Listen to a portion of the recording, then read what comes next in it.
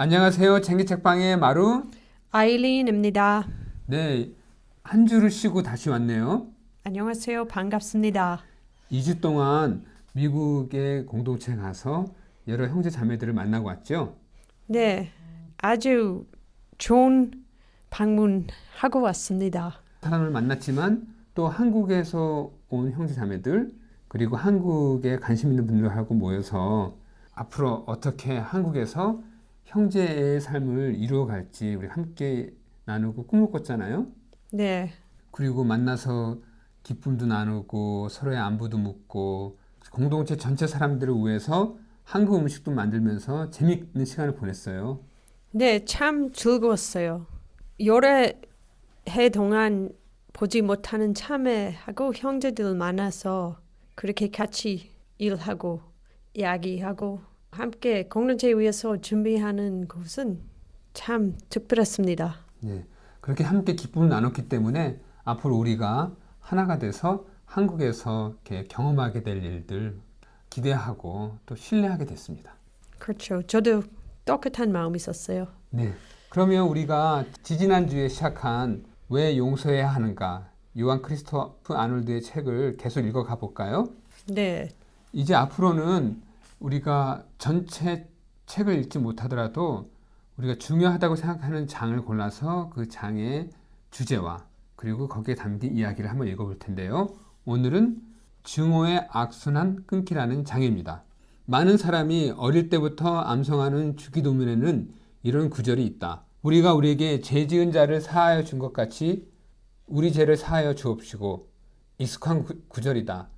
그러나 이런 기도를 하면서 우리가 진심을 담고 있는지, 이 기도의 의미를 충분히 이해하고 있는지는 의문이다.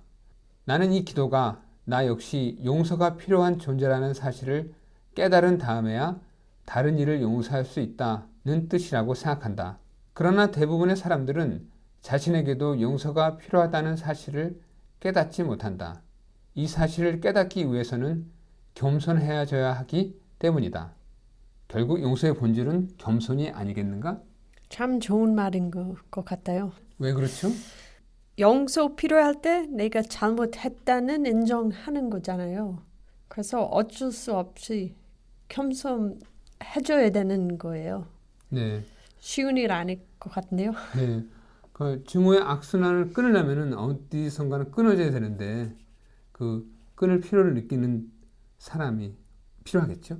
네, 그러면 이 책에는 몇 사람의 실제 이야기들이 담겨져 있는데 제가 읽어보고 싶은 얘기는 요제프 벤 엘리에제르라는 분의 이야기예요.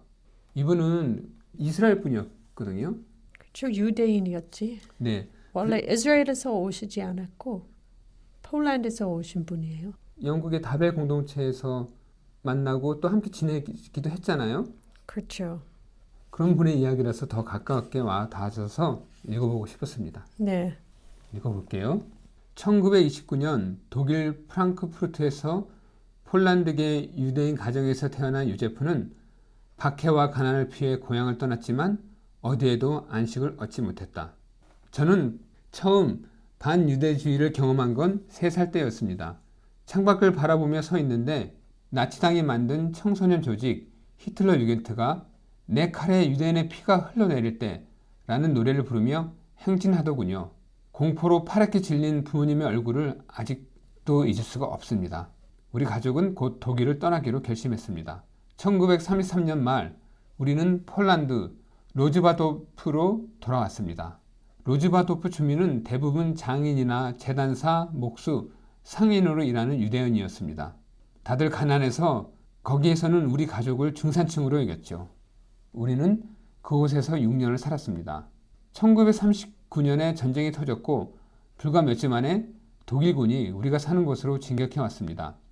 아버지와 형은 다락방에 숨었죠. 사람들이 문을 두드릴 때마다 우리는 두 사람이 집에 없다고 했습니다. 결국 두려워하던 일이 일어났습니다.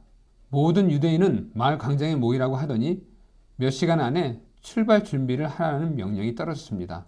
우리 가족은 등에 짊어질 수 있는 짐을 꾸려 광장으로 향했습니다.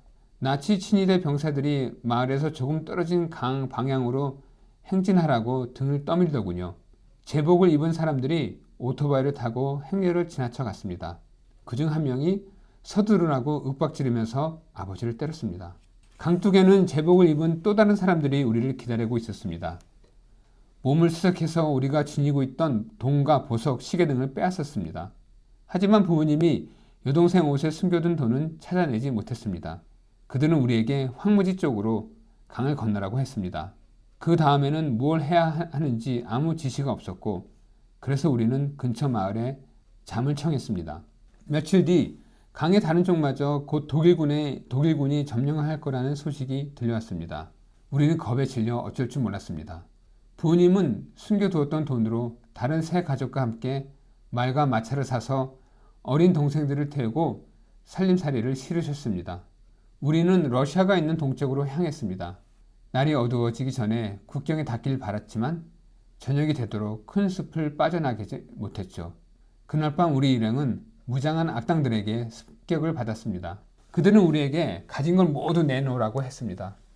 무서웠습니다. 하지만 우리는 용감하게 저항했고 결국 그들은 자전거 한 대와 작은 살림살이 몇 가지만 빼앗아 떠났습니다. 요제프는 시베리아에서 몇 년을 보낸 뒤 1943년에 그곳을 탈출해서 팔레스타인으로 이주했다. 팔레스타인에서 종전을 맞은 요제프는 집단 수용소에서 살아남은 유대인들을 만났다. 1945년에 독일 베르겐벨젠 수용소와 부엔발트 수용소에서 살아남은 아이들이 처음 팔레스타인에 도착했습니다. 그 아이들이 수용소에서 어떤 일을 경험했는지 듣고 엄청난 충격을 받았습니다. 12살에서 14살밖에 되지 않는 아이들이 마치 노인처럼 보였습니다. 아이들의 처참한 몰골을 보자 제 마음속에서 나치를 향한 증오가 불타올랐습니다. 그런데 이번에는 승전국인 영국 정부에서 홀로코스트 생존자들이 팔레스타인으로 이주하려는 것을 막았습니다. 영국을 향해 분노가 일어났습니다.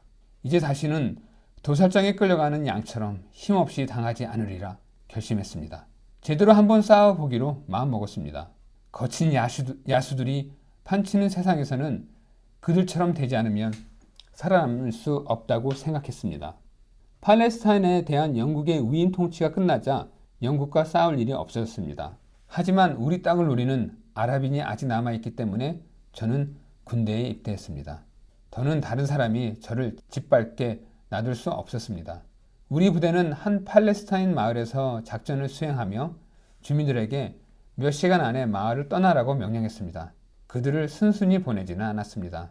증오심에 가득 차서 그들을 신문하고 잔인하고 때리고 심지어 몇 사람을 죽이기도 했습니다. 명령을 받아서 한 일이 아니라 부대원들 마음대로 저지른 일이었죠. 마음속에 깊은 곳에 있던 본능의 고비가 풀려버린 것입니다. 불현듯 전쟁 때 폴란드에서 보낸 어린 시절이 눈앞을 스쳐졌습니다. 10살 때 가족들과 함께 집에서 쫓겨나던 모습이 아른거렸습니다. 그런데 지금 눈앞에서 그때 우리 가족처럼 어른, 아이 할 것 없이 아랍인 가족들이 살림살이를 지고 피난을 가고 있었습니다. 그들의 눈에 어린 공포는 내가 익히 알고 있던 것이었습니다. 마음이 요동쳤습니다. 하지만 저는 명령을 수행하는 중이었죠. 이를 악물고 귀중품을 찾아내기 위해 그들의 몸을 수색했습니다. 요세프는 더 이상 피해자가 아니었고 힘을 가진 위치에 서 있었다. 하지만 그것이 그에게 평화를 가져다 주지는 못했다. 사실은 정반대였다. 직접 경험했던 고통스러운 기억이 끊임없이 요제프를 갉아먹었고 새로운 죄책감이 물밀듯 밀려왔다. 요제프는 군에서 나왔지만 여전히 행복하지 않았다. 유대교를 버렸고 그 다음에는 종교 자체를 버렸다. 악을 합리화해서 세상을 이해해 보려고도 했다. 하지만 소용없었다. 그런데 예수의 이름으로 벌어지는 온갖 폭력과 아무 상관이 없는 진짜 예수를 만나면서 증오심에서 벗어난 자유로운 삶을 알게 되었다. 예수님의 말씀이 가슴에 울려 퍼졌습니다. 내가 내 자녀를 모으려 한 일이 몇 번이더냐. 그러나 너희가 원하지 아니하였도다. 마태복음 23장 37절. 민족과 인종, 종교의 벽을 넘어 사람들을 하나로 모을 수 있다는 이 말씀에 힘이 느껴졌습니다. 그것은 너무나 엄청난 경험이었고 저의 인생을 완전히 바꿔놓았습니다. 그 말씀이 증오의 치유와 죄의 용서를 의미한다는 사실을 깨달았기 때문입니다. 새로운 신앙 안에서 용서의 실제를 경험하고 저에게 물었습니다. 이런데도 어떻게 다른 사람을 용서하지 않을 수 있어? 그러니까 이제 피해자에서 가해자도 되기도 하고 가해자가 되었다가 또 자신의 실제 모습을 보고 자신이 용서가 필요한 사람이라는 걸 알고 난 다음에 모든 걸 용서하고 평화를 얻었다는 그런 경험인가요? 그렇죠. 여보, 요셉 만났던 분이신가요? 그렇죠. 바벨에서 영국에서 만났죠. 그렇죠. 참 대단하신 분이었죠. 따뜻한 분이지만은 세상의 문제에 대해서는 되게 분명하고 단호한 입장을 갖고 계셨고 네. 엄청 따뜻하시고 처음 만났던 사람한테 관심 엄청 보여주시고 알게 되면서도 도와주시려고 그런 분이었어요. 한국에서 온 많은 청년들한테도 관심 많이 보이시고 초대하셨다고 들었어요. 네, 대화도 많이 그렇죠. 하시고. 맞아요. 그래서 이 어려움 경험에서 또 용서 받으신 경험에서 이렇게 이 따뜻한 사랑 올려나오는 거 제 기억에 남아 있어요. 네, 저도 그런 기억이 있어요. 다른 사람도 나랑 똑같이 이 용서 경험할 수 있으면 그런 마음 늘 느꼈던 거 이분한테서. 여보 여기 이 책에도 좋은 말씀 있어요. 나임 아틱 팔레스티니안 신부 제루살렘에 사신 분인데 참 중요한 말씀했어요. 이 요셉 이야기하고 비슷한 것 같아요. 한번 읽어보실 수 있어요? 네, 그러면 그분의 이야기를 읽으면서 오늘 이 장은 마무리하는 걸로 할까요? 네. 누군가를 미워하면 증오의 힘이 그를 사로잡고 탈진시킵니다. 증오와 원한에 사로잡히지 않기 위해 몸부림치십시오.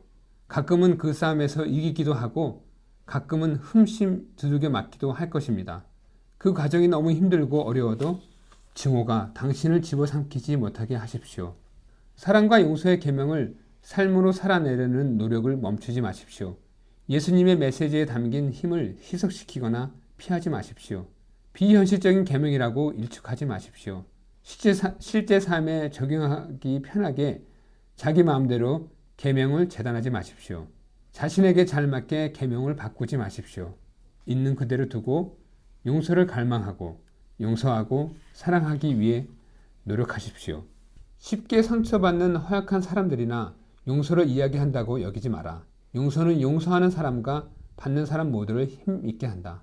가장 힘든 순간에 고통을 완화시켜 응징과 인간적인 공평함에 관한 집착을 내려놓고 마음의 평화를 경험하게 한다.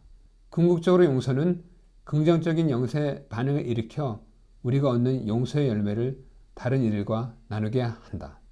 네, 그러면 우리 다음 주에도 계속 이 용서를 찾아간 사람들의 여정을 같이 따라가 보죠. 네, 따라갑시다. 감사합니다. 안녕히 계세요.